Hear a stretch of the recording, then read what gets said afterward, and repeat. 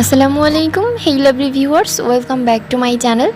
আমার গত একটি পর্বে আমি ইফতারিতে কিভাবে আগে থেকে ফ্রোজেন করে মুরগির চপ বানিয়ে রাখা যায়, মানে মুরগির মাংসের চপ, তো সেটা আমি শেয়ার করেছিলাম।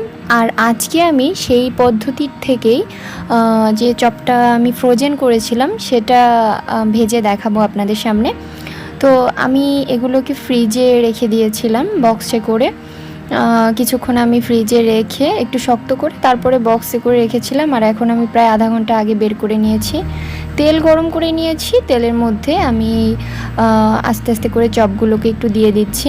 তো আমি একটা চামচ দিয়েও আবার দিচ্ছি, কারণ যদি মনে হয় যে হাতে ছিটা লাগতে পারে তেলের, সেক্ষেত্রে একটু চামচ দিয়ে দেওয়াই ভালো।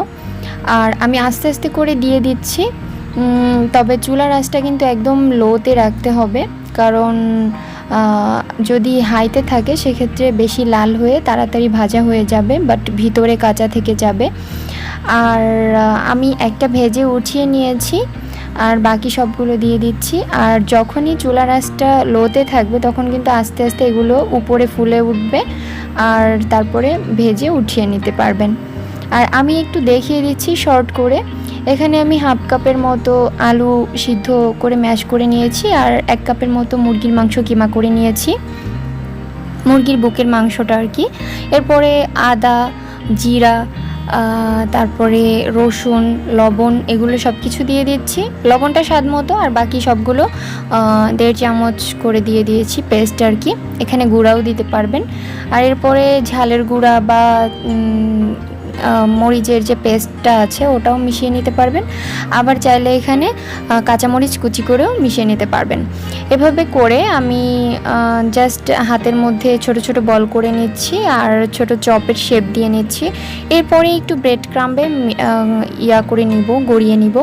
আর এখনই বলে রাখছি, যারা এখনও আমার চ্যানেলটিকে সাবস্ক্রাইব করেননি প্লিজ সাবস্ক্রাইব করবেন, আর যারা করেছেন তাদেরকে অসংখ্য অসংখ্য ধন্যবাদ। অবশ্যই আপনার মূল্যবান একটি টাস্ক আমার সাবস্ক্রাইবারকে বাড়িয়ে দেয় আর আমাকে উৎসাহ যোগায়, তাই অবশ্যই সাবস্ক্রাইব করবেন। আর লাইক বাটনে প্রেস করতে কিন্তু ভুলবেন না, যদি কিনা ভিডিওগুলো ভালো লাগে। তো এরপরে আমি এখানে ব্রেড ক্রাম্বে গড়িয়ে নিয়ে জাস্ট একটু ঝাড়া দিয়ে নিচ্ছি, যাতে এক্সট্রা যে ব্রেড ক্রাম্ব থাকে সেটা যাতে ঝরে যায়।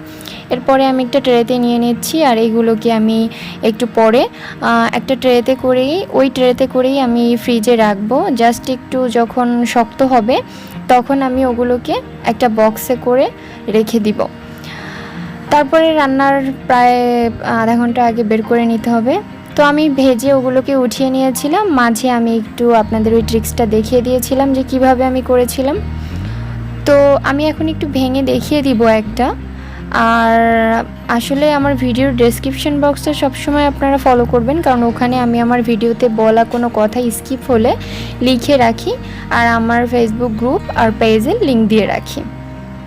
তো দেখতেই পাচ্ছেন ভিতরটা কেমন। আপনার চাইলে যে কোনো সসের সাথেও এটাকে পরিবেশন করতে পারেন। আজ এ পর্যন্তই, সবাই ভালো থাকবেন, আমার ছেলের জন্য দোয়া করবেন, আমার চ্যানেলটিকে সাবস্ক্রাইব করবেন। আল্লাহ হাফিজ।